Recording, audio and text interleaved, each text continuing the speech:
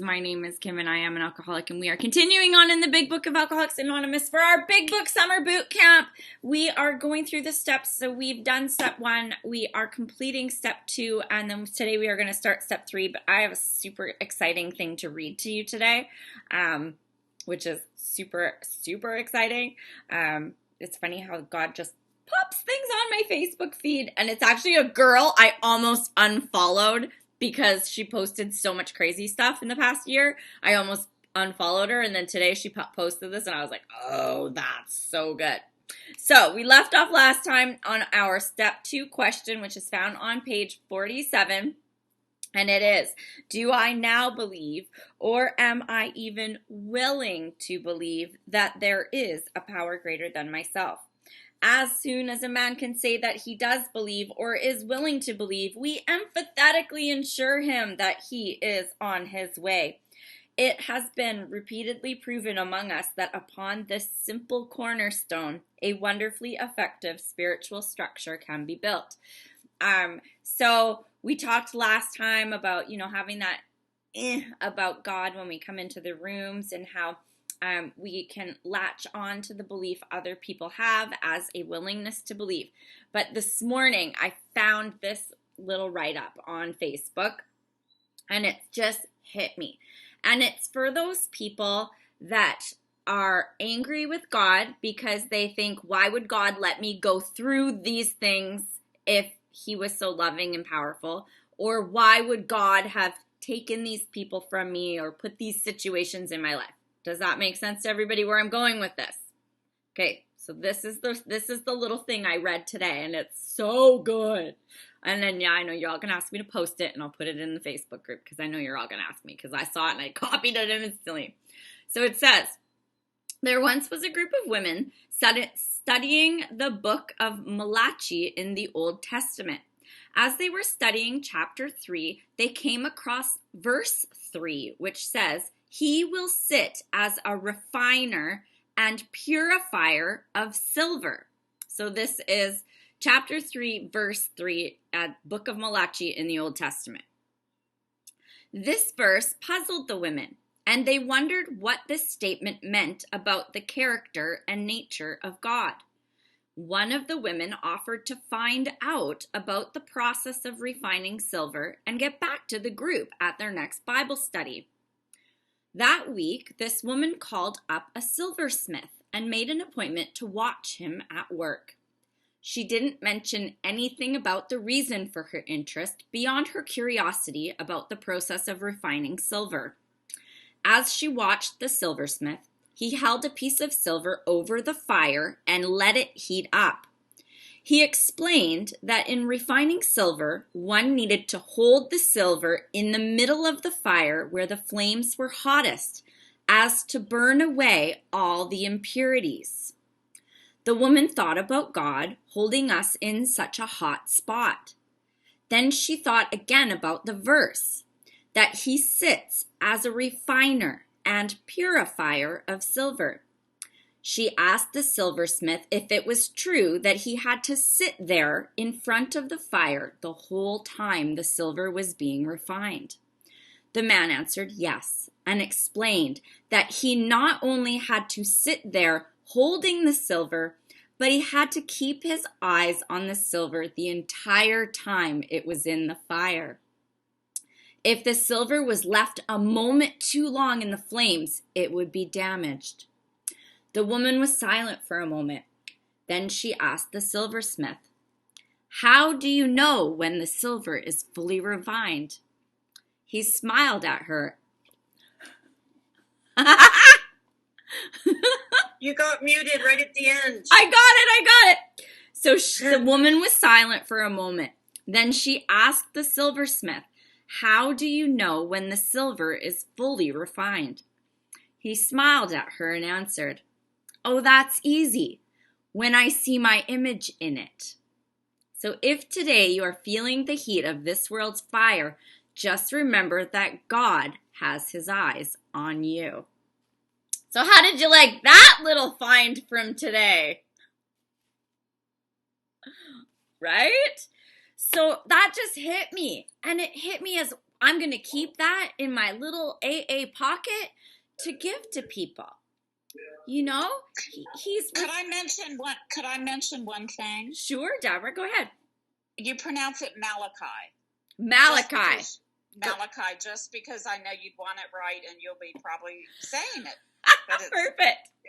It's Malachi, so I don't mean to be critical. No, that's perfect. I welcome it. Yeah, so if I think of that, I think, wow, you know, God had his eye on me this whole time. And he was watching me. He was watching me grow. He was watching me go through trials and tribulations. And he knew when I needed to be taken out of the fire. And that's when I got put into this, Alcoholics Anonymous. And I got to truly refine and become in his image. And now I'm an agent and I carry his love everywhere I go. So that story this morning when I read it hit me as such a great thing to read for step 2 and 3. So I hope you guys like that. But I'm going to open the floor up to the question we asked, the step 2 question. Does anybody have anything they want to say, need clarified, have questions, or are they stumped with being willing to believe in a power greater than yourself? Because we're going to move on to step 3. Anybody? Charmaine's all wowing over there. I can read lips. She's like, wow.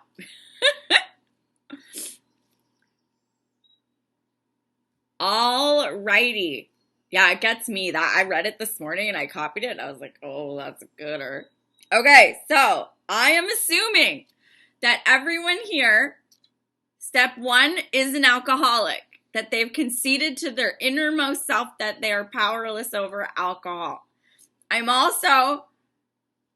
believing that everyone in here is step 2, willing to believe in something. Doesn't have to be defined, doesn't have to be thing, but you believe in something. So now we're going to move on to step 3. And we're going to mosey on over to page 50.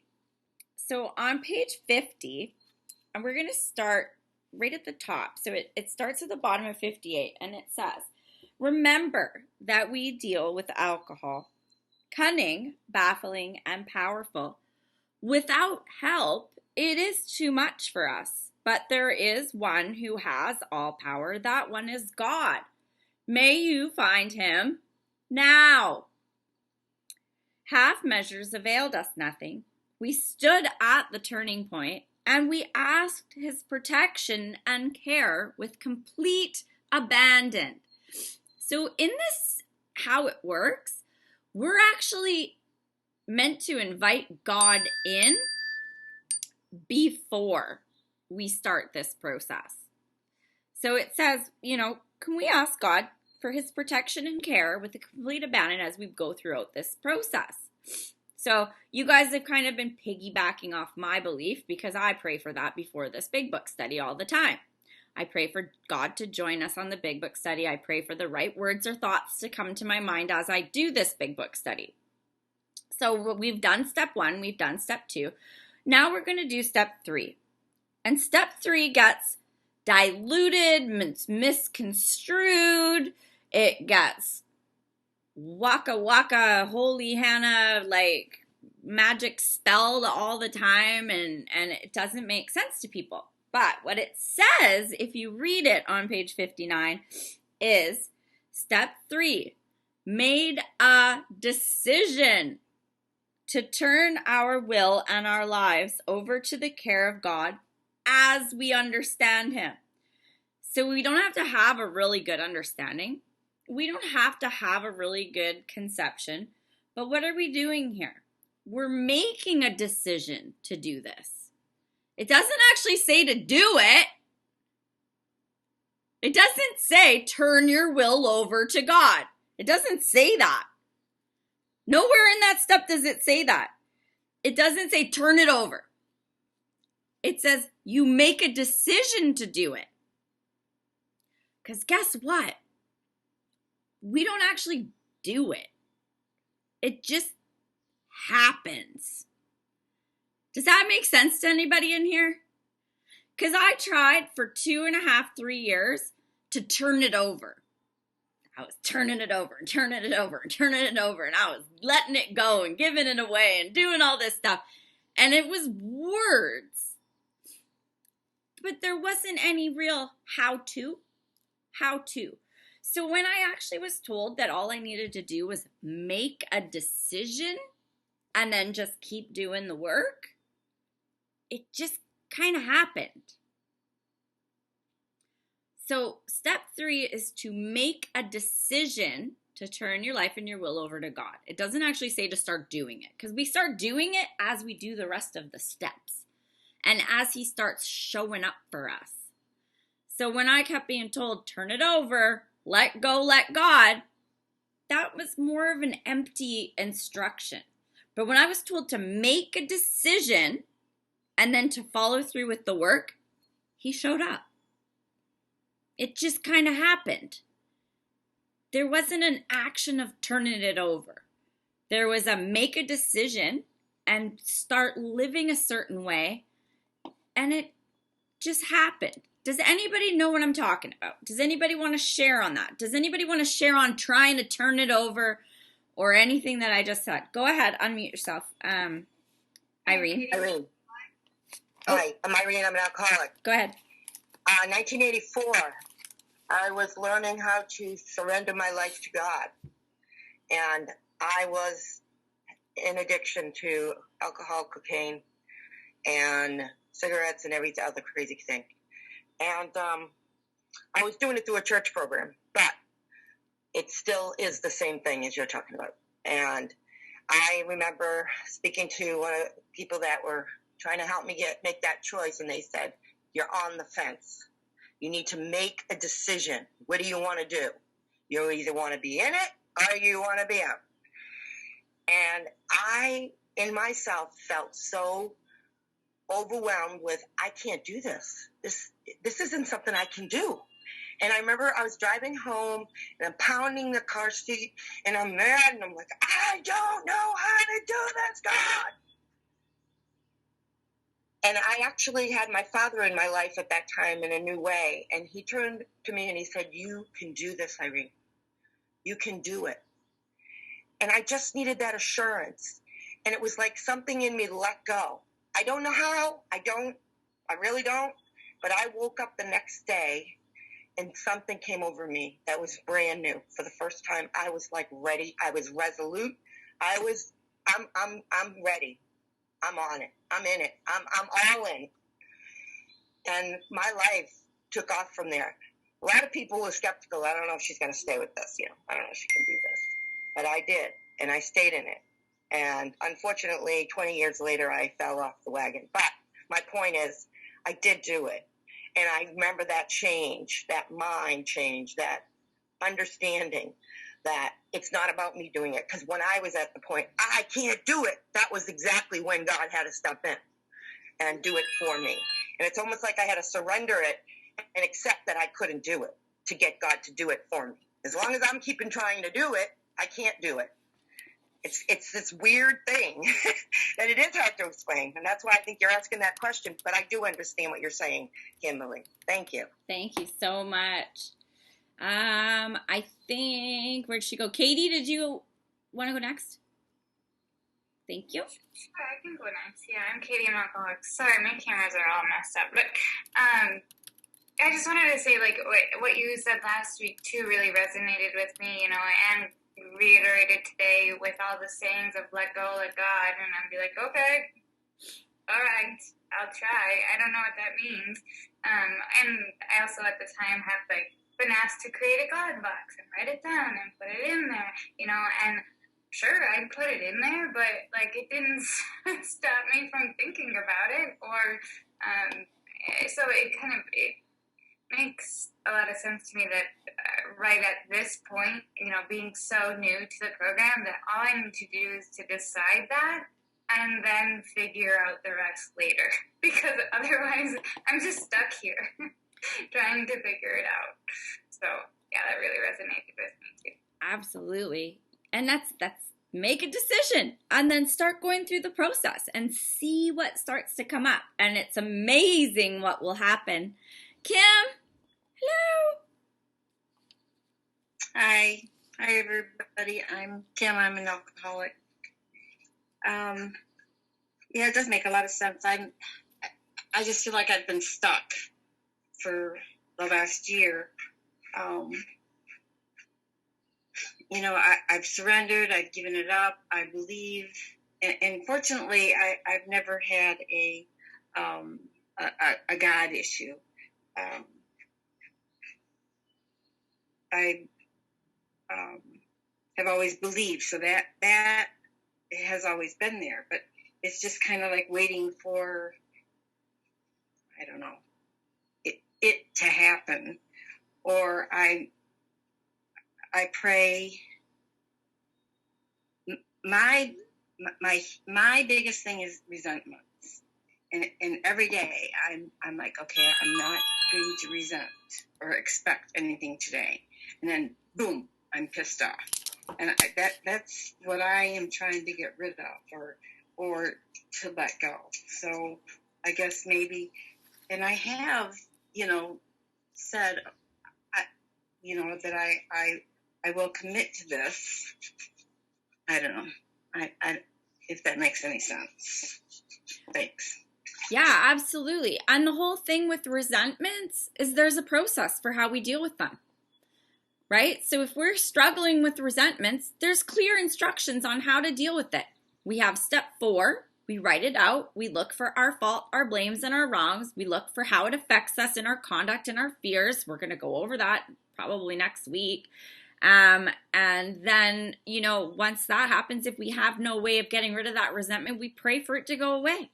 We pray for that person's happiness, health, and prosperity. And if we're not doing those things, we're not going to get rid of the resentment. Another way that we get rid of the resentment is through boundaries. If I have somebody in my life that is completely always causing me resentments, why am I still letting that person in? If my boss is the biggest asshole on the planet, I got choices. I can speak up to the HR department and file a formal complaint, or I can find a new job. Right? Because otherwise the resentment's not going to go away. Your life's going to suck. You're going to be angry all the time. Just like if you have someone in your personal life that is causing you a lot of resentment. Why are you allowing that person still in your life? And the number one reason, well, it's my family member. So what? No one has the right to treat you like shit. No one. Bye. I talk to my father once a month. He lives on the other side of the country. And guess what?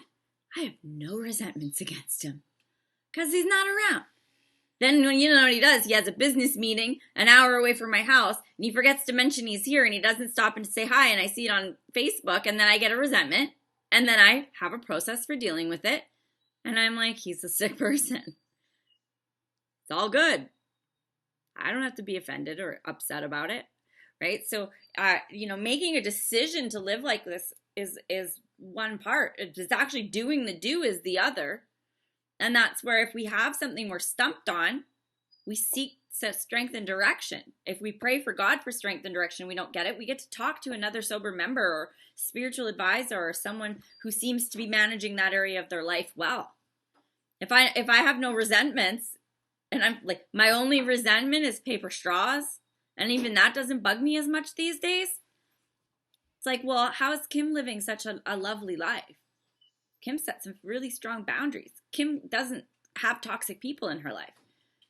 When she does, she deals with it properly. So you can see who's stressed and who's not. The amount of stress in your life is directly proportional to how close you are to God. If I'm so close to God and I'm working my program, I got no stress. If you're stressed all the time and your life is in chaos, I'm like, you're a little far away from the herd, right? The stress in my life is directly proportional to my relationship with God and how I'm working my program. Fabulous, Nicole. I love saying that every time. Oops, sorry, Brooke, I hit the wrong button. Hello.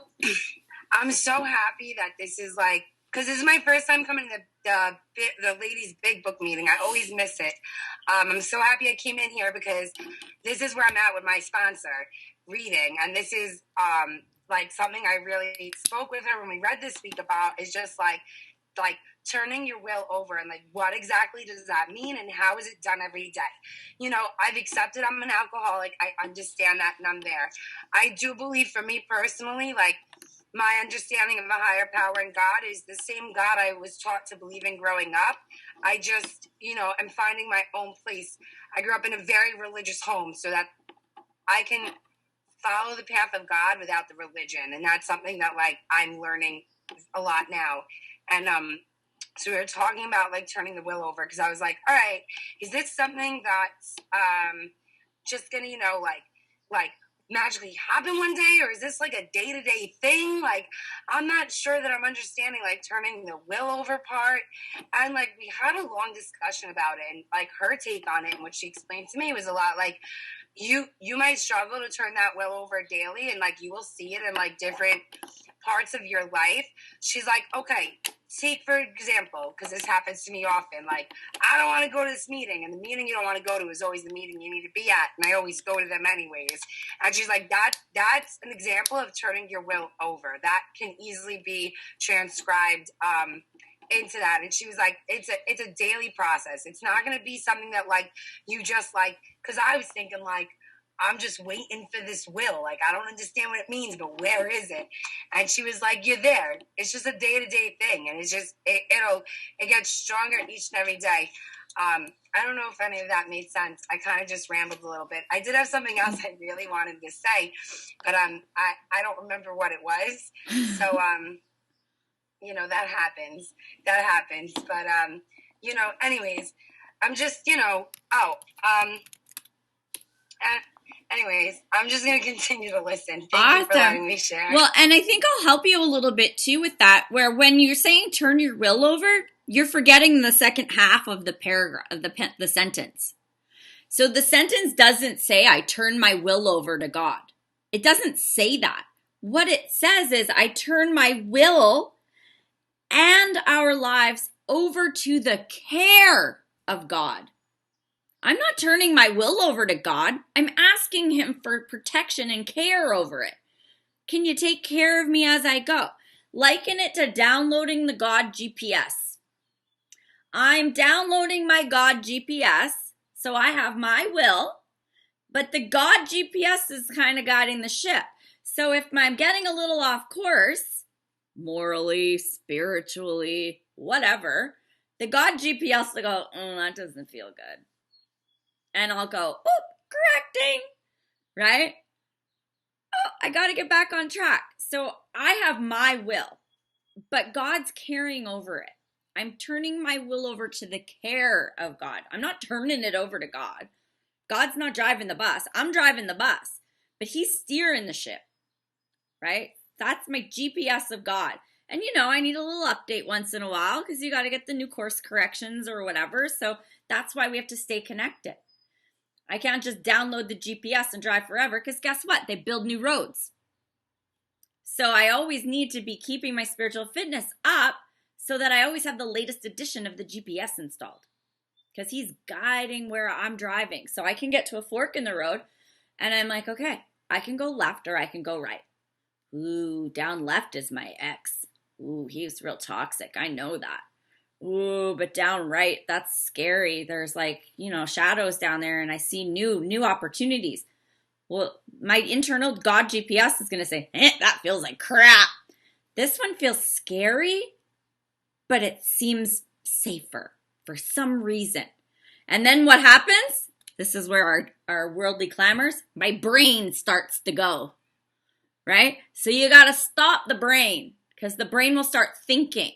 And the brain will be like, well, he wasn't that bad. Maybe he changed. But your heart's going, no, right? And your head's going, yeah, new people. I don't like people. I don't want to have to build something new. I don't want to have to get to know someone. I don't have to waste all that time. Oh, there my head took over. Nope, I just need to follow the heart. Let's just follow that first gut, that feeling. That's my God GPS. So we're getting the care and protection of God, but we have our will. So I can't just give it to God, because then what am I doing? Just sitting here going, I don't know what to do. But I have to do things in my will and then make decisions based on that God feeling. Go ahead, Deanna. Hi, ladies. I'm Deanna. I'm an alcoholic. Good to be here. I'm glad we're talking about this. Before I started working the steps, I had no idea what it felt like to work the steps. And I know that sounds really simple and stupid, but it's just it's just what it is. I didn't understand because I didn't go through the process. And so people would tell me, I'd be like, well, I don't understand how all this works. Explain to me, how does this work to work these steps? And they're like, you start doing it, and then things will start to happen. And I'm like, that doesn't make any sense to me. I want to know the answer right now. And I got to tell you, I was such a stubborn, in myself kind of person. And people had to break things down for me, like in bring your body and your mind will follow. And I'm like, that's stupid. That doesn't make any sense to me. And I didn't have to have it. I wanted it to make sense. I kept wanting to do this the way that I wanted to do it. I kept wanting to figure this out. And I don't know how many times I've heard people in meetings tell me, Deanna, the steps don't say figure it out. There's no step that says, I made a decision to figure this out. And I had to really actually make a decision to trust these other people that have done this before me. And that I had to just, even if I didn't understand, I didn't know, I didn't figure it out. And this is why older people are in AA. This is why people come and they go, we're going to be here to help you, because I didn't get it. But what starts to happen when I make this decision to put my trust in something, in the care of something, whether it's the older people in AA that knew this before me, my higher power, something organically starts to occur.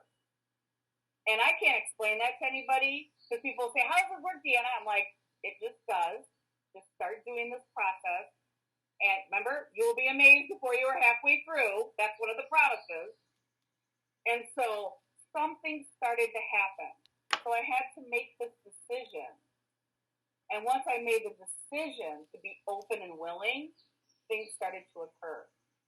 And I can't make it any more simple than that, because everybody's situation is different and process is different. But, it came to be like when I was 16, I'm a different person than when I was 21. When 21 to 25, 25 to 40. Something starts to occur organically. You start to learn things, if that makes sense, you guys. Absolutely. And I think this is the perfect opportunity to flip to the back of the book to do a little reading that we like to call the spiritual experience. It's an appendix, and it is on page 567 in the 4th edition. It is Appendix 2, the spiritual experience. So the terms spiritual experience and spiritual awakening are used many times in this book, which, upon careful reading, shows that the personality change sufficient to bring about recovery from alcoholism has manifested itself among us in many different forms. Yet it is true that our first printing gave many readers the impression that these personality changes or religious experiences have been in the nature of sudden and spectacular upheavals. Happily for everyone, this conclusion is erroneous, so it's not true. In the first few chapters, a number of sudden revolutionary changes are described. Though it was not our intention to create such an impression, many alcoholics have nevertheless concluded that in order to recover, they must acquire an immediate and overwhelming God consciousness, followed at once by a vast change in feeling and outlook. Among our rapidly growing membership of thousands of alcoholics, such transformations though frequent, are by no means the rule. Most of our experiences are what the psychologist William James calls the educational variety, because they develop slowly over a period of time. Quite often, friends of the newcomer are aware of the difference long before he is himself. He finally realizes that he has undergone a profound alteration in his reaction to life, such a change could hardly have been brought about by himself alone. What often takes place in a few months could seldom have been accomplished by years of self-discipline. With few exceptions, our members find that they have tapped an unsuspected inner resource, which they presently identify with their own conception of a power greater than themselves. Most of us think this awareness of a power greater than ourselves is the essence of spiritual experience. Our more religious members call it God consciousness. Most emphatically, we wish to say that any alcoholic capable of facing his problems in the light of our experience can recover, provided he does not close his mind to all spiritual concepts. He can only be defeated by an attitude of intolerance or belligerent denial. We find no one need have difficulty with the spirituality of the program. Willingness, honesty, and open-mindedness are the essentials of recovery, but these are indispensable. There is a principle which is a bar against all information, which is proof against all arguments, and which cannot fail to keep a man in everlasting ignorance. That principle is contempt prior to investigation. And I thought this was a super timely read brought about by Deanna's share, in which, it is those daily actions, those daily things that we change, the daily behaviors that we change, the daily choices that we make, right? Whether it be as simple as holding the door open for the old lady going into the grocery store. That is a personality change. And we can get into the habit of doing these things. And these are part of our spiritual awakening and our change. It's a complete shift in ideas and thoughts that were of before into new ideas and thoughts and conceptions. So when Katie said in the chat there, she goes, but I want to follow my head, right? But your heart will say, you should hold the door for that old lady. And your head's like, but I got my hands full and I'm in a hurry and I don't want to. Well, that's when you listen to the heart and you hold the door open even though it inconveniences you. And these slow little teeny tiny things add up to what we're talking about here, which is that educational variety, where we do that one little act of kindness and then we find we do another one. And then we find we might do a third. And then we get to the point where we're sitting in a grocery store and the cashier is the biggest CUNT on the planet. And we think to ourselves, wow, she must have something going on that she's having a really bad day. And then you're like, whoa, where'd that thought come from? Because normally you'd be like, geez, you're a real bitch. Why are you being such a bitch to me? But our thoughts have changed. 3 little random acts of kindness, and our thoughts switch to compassion. That's a spiritual experience. That's a spiritual awakening. That's following your God GPS, not your head GPS, because my head GPS had me in the gutter. And that brings me way on back to page 50. Golly, I should put papers in my thing. Into page 60, where it says, the first requirement is that we be convinced that any life run on self-will can hardly be a success. Well, the fact that you're sitting here is a pretty good indicator that your self-will isn't so successful, right? If we're new and our life is a mess, that's a really big test to how's your life going? Right? Well, my Carrie Underwood song. Ooh, sounds like self-will's really working out for you, right? Who's next? Charmaine. The Carrie Underwood song. I saw a meme. Okay, I saw a meme, and in the meme it says, guy country songs are all about getting a truck, getting a girl, honeymoons under the stars, and going fishing. And girls are all about killing their husbands. So I was like, something not adding up. Anyways, go ahead, Charmaine. Oh, boy. I'm having such a good time. Boy, I have to go way back now. My thoughts.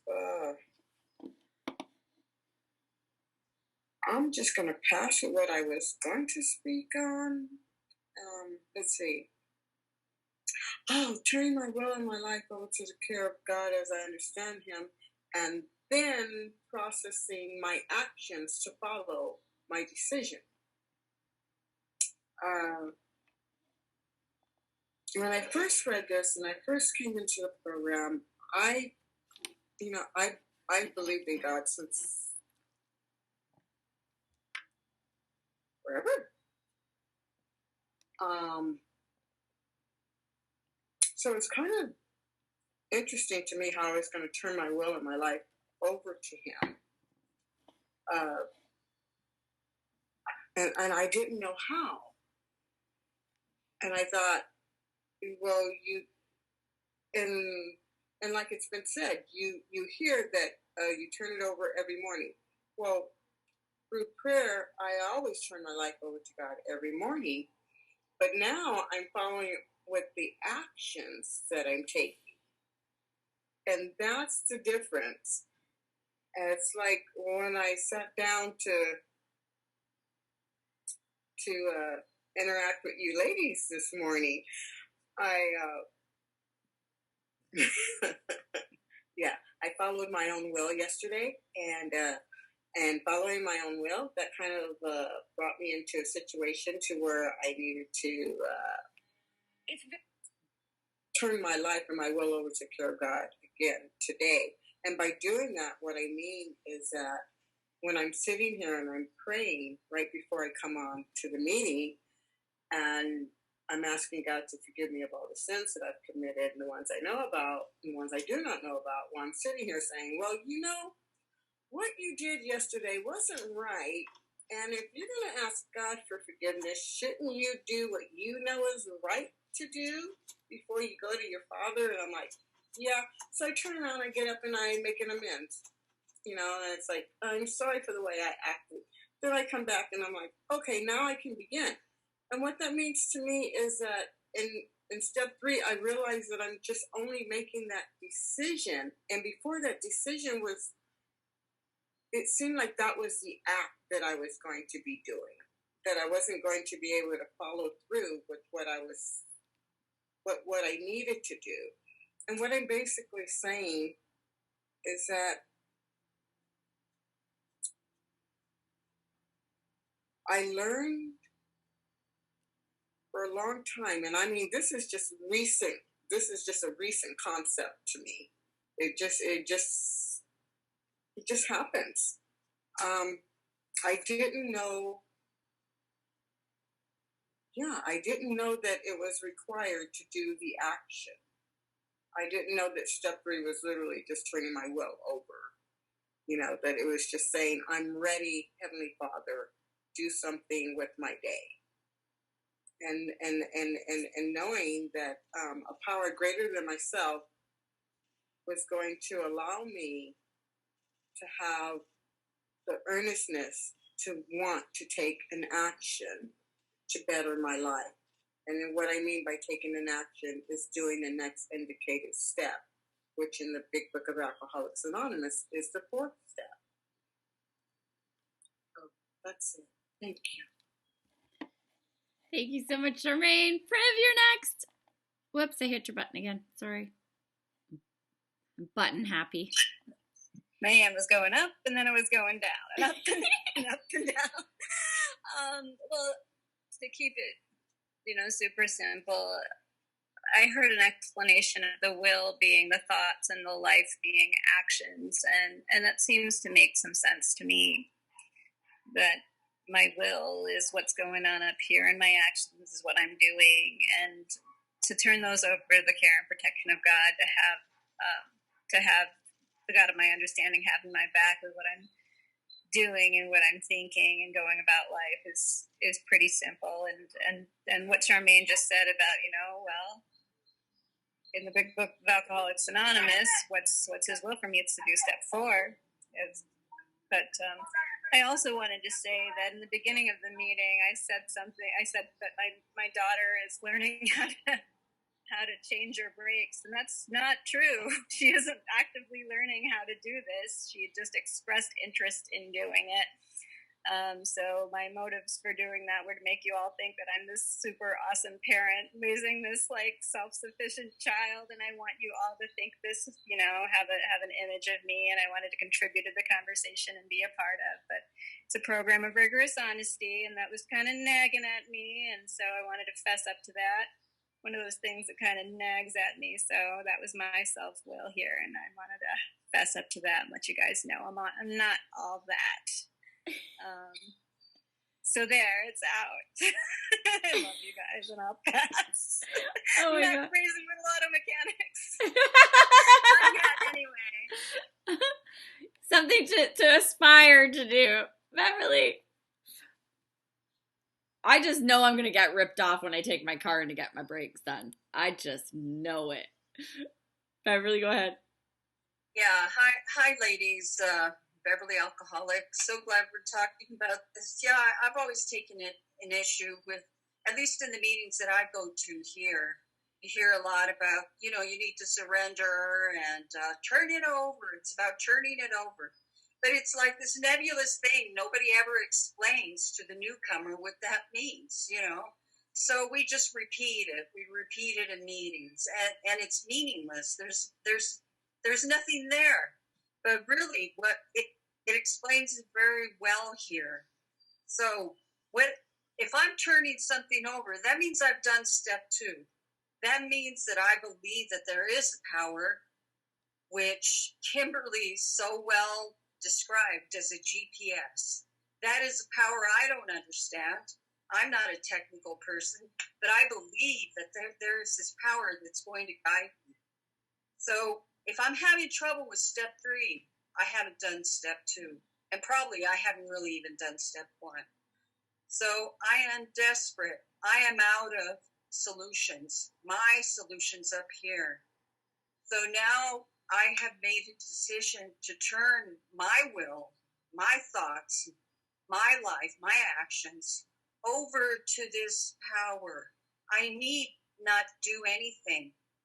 This is not we have to be convinced that any life run on self-will isn't going to be successful, okay? My solutions aren't successful anymore. My self-propulsion is not the answer. My self-will is not the answer. There is a bigger answer. There is a greater answer to my problem. And, I just have to make a decision that there is, and that I am going to be guided. And I know that's hard because we all want to intellectualize things. We all want to figure it out. But in a previous sobriety, I was one of those people too. And you know what? It was a stall tactic. I just didn't want to go any further into steps 4 through 9. And I had to get real about that. I can't waste my time stalling. I'm done. As a newcomer, I was dying an alcoholic death. And that's what it had to come down to. Thank you so much, Beverly. All right. So we're going to keep going on page 61. And it says, it's talking about our will and how we act with our will.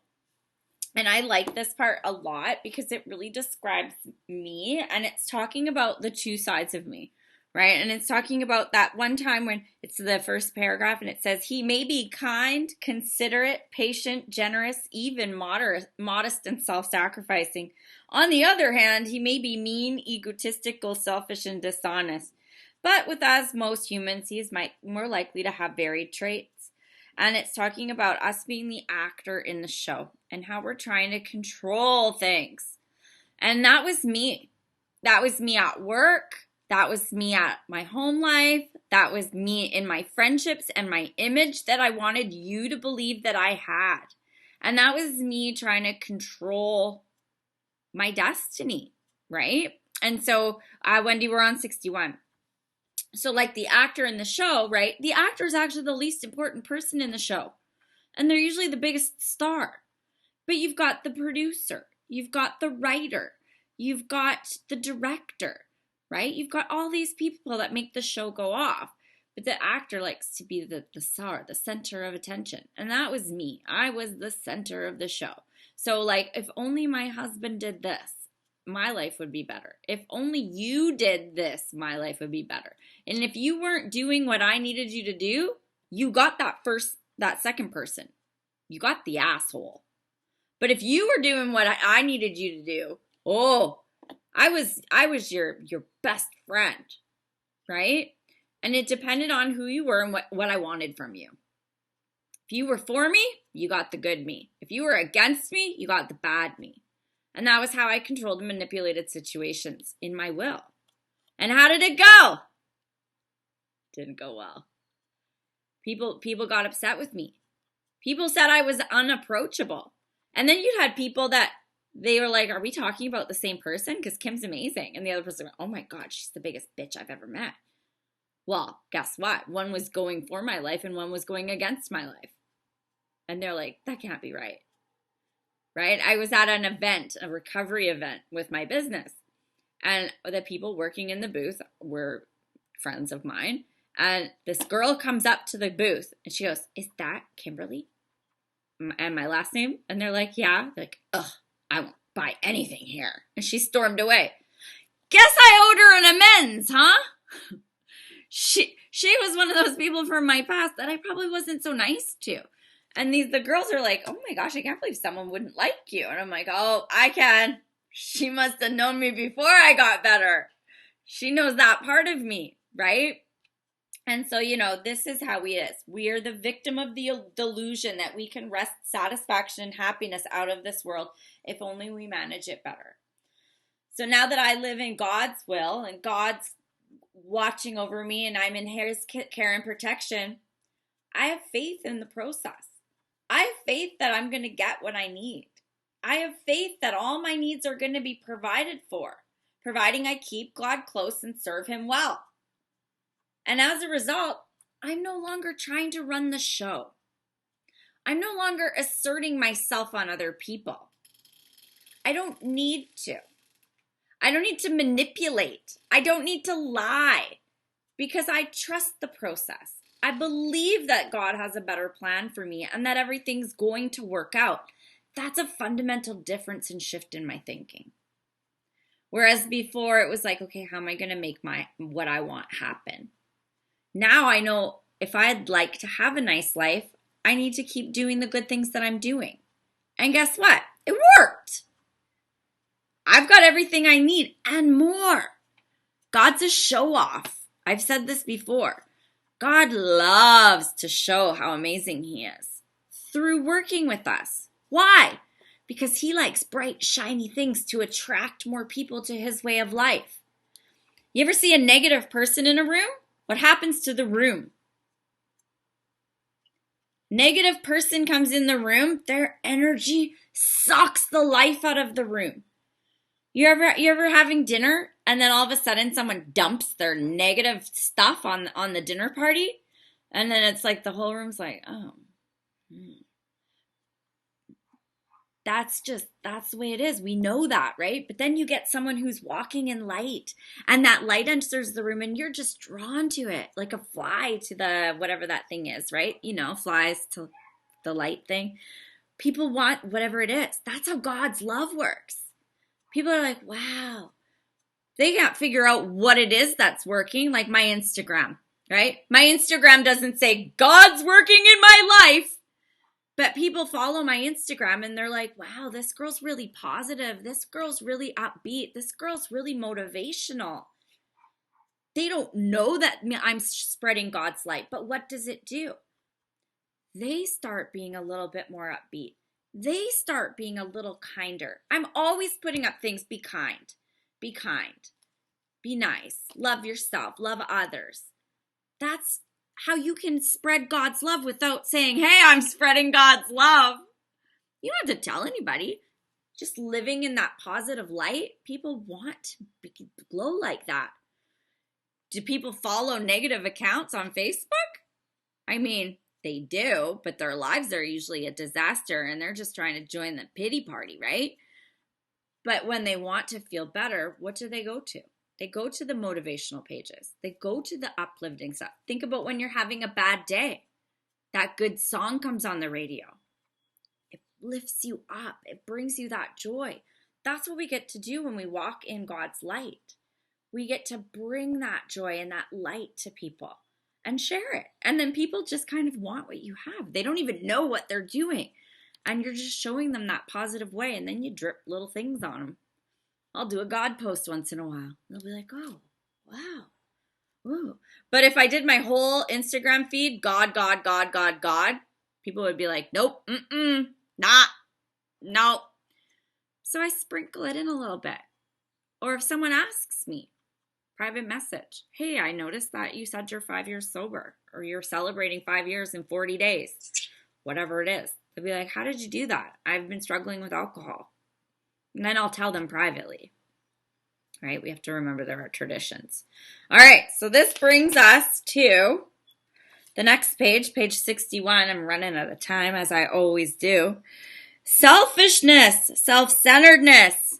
That, we think, is the root of our troubles. When I'm thinking of myself, when I'm thinking of only my needs, stepping on toes of people. Driven by 100 forms of fear, self-delusion, self-seeking, and self-pity, we step on the toes of our fellows and they retaliate. Sometimes they hurt us, seemingly without provocation. But we inevitably find that at some time in the past, we have made decisions based on self that have later put us in a position to be hurt. So our problem is self-centeredness and selfishness. This is why our will fails us. Our will is based on selfishness and self-centeredness. This is why it fails us. But then that next little bit is the key to step 4. That's the secret key to explaining step 4 that people forget. So what happens? What do I have in my step 4? I have my column 1, right? For those who have never done it before, welcome to the show. We're going to be starting this next week. It's going to be a blast. It actually freaking rocks. Don't believe all the people that say it sucks. Step 4 is amazing. So this is what happens. So we go, this guy hurt me, this girl hurt me, that dick did this, and that lady did that, and I'm mad at all these people. They did this stuff to me. My veins got popping there.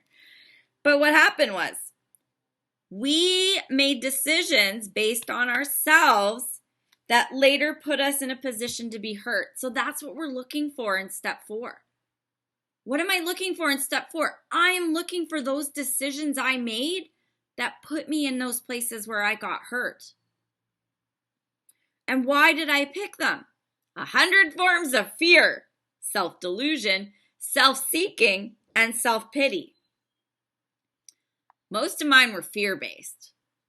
A little delusional, but most of mine were fear-based. 100 forms of fear, oh, I probably had 200 forms of fear, right? Fear, fear, fear, fear, fear. So these decisions were based on these things. My self-delusion, right? When I have alcohol, I'm confident and cocky because really I'm insecure and not very confident. So I drink my alcohol, and then what do? I say things that hurt people's feelings, and then they get upset with me. Oops. I made a decision based on self that put me in a position to be hurt. But who did I blame? The other person. Wasn't my fault. Dating. Dating's my number 1. Top 5 on my list were dating, right? I dated that guy and he did this to me and he did that to me. Oh, I made a decision to date him. I made a decision not to leave the first time I saw a red flag. I made a decision to stay there even though I knew he was a dick. Why? Fear. Fear I wasn't good enough. Fear I wasn't going to be loved by anybody else. Fear of being alone. Fear of not being in a relationship. Fear of not being a fear of abandonment. Right? Those fears kept me in those positions where I got hurt, but I blamed the other person. So this paragraph unlocks a huge amount. My selfishness and self-centeredness, based on fear, self-pity, self-delusion, self-seeking, put me in places where I stepped on some toes of other people and they hurt me. But I had to find at some point, I made that decision to be in that person, place, or thing. This does not count for those things that are trauma-based, right? There are situations that are based on someone else being sick and that person made a decision because they are hurt, right? So like rape, incest, sexual assault, any of that stuff is trauma. It's completely separate. We deal with it separately. We're talking about basic emotional shit you're mad at people for. Okay? So like don't say, oh, but Kim, I didn't do. I get it. There's other stuff. We're going to talk about that when we get to step 4. So, but what do we have to do? Above everything, we alcoholics must be rid of this selfishness. We must, or it kills us. If we don't get rid of the selfishness, we're not going to get rid of resentment. Right? If I keep having resentments come up, what am I in self about? Where are my fears?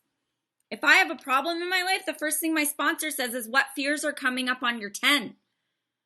Because self is where resentment comes from. Somehow, somewhere, something. There's a fear there. There's a conduct there. There's a choice there. So to get rid of this selfishness, how do we do it?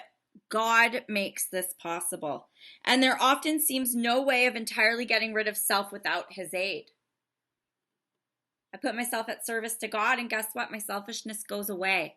I'm going to skip to the next page because I want you guys to meditate on something. I'm going to read 2 paragraphs, and this is going to be your homework meditation because this is our step 3 question. We'll go over it more next week, Monday. So it says, 63. When we sincerely took such a position, what position? Making a decision to turn our will and our life over to the care of God and to follow these simple steps, clear-cut directions, right? When we take this position, all sorts of remarkable things follow. The book tells me, like Deanna shared in her share, just do it and things just happen. The book tells me that's true. I tell you it's true. All sorts of remarkable things happen. We had a new employer being all-powerful. He provided what we needed if we keep him close and serve him well. Get rid of your fear. I don't know if I can do it. I'm scared. The book tells me he will provide me everything I need to solve my problems, to live my life, and to be happy, joyous, and free. He will provide all of what I need if I keep him close through prayer and meditation, and I serve him well. Kindness, love, compassion, carrying this message, helping others. Established on such a footing, we became less and less interested in ourselves. Ooh. When I start being kind to others and compassionate to others, I become less self-centered. Ooh, I learned on the last page that that's my problem and that's how I have resentments. This is a good idea to follow these ideas, isn't it? More and more, we became interested in seeing what we could contribute to life as we felt new power flow in, as we enjoyed peace of mind, as we discovered we could face life successfully. As we became conscious of his presence, we began to lose our fear of today, tomorrow, and the hereafter. We were reborn. So when we make this decision and we put ourselves in this position, get some confidence, that utter confidence from page 14. We start to see we can live life successfully. So now at the end of this paragraph, we're starting to see what Deanna and I shared, that things just start to happen. It's all in one paragraph. Make the decision, things start to happen. Oh, now they're happening. We are now at step 3. Many of us said to our Maker as we understood him, God, I offer myself to thee to build with me and do with me as thou wilt. Relieve me of the bondage of self, that I may better do thy will. Take away my difficulties, that victory over them may bear witness to those that I would help of thy power, thy love, and thy way of life. May I do thy will always. Huge. That's the step 3 prayer. I said that every day for 8 months after I took this step, making the decision. But if you look in that prayer, the biggest thing in it is asking God to take away your difficulties so that you can bear witness to his help. Why do I run these big book studies? Why do I carry this message? Because he took away my difficulties. So my repayment to him is letting you know that it works. That's the deal we make. There's a deal in there. Hey, God, take away my difficulties. And you know what I'm going to do? I'm going to tell everybody all about it. It's a pretty good deal. So that's our meditation homework for tonight. I will stick around and let you guys ask questions or anything if you want. We just let the other ladies go that have to go. And we will close with the Serenity.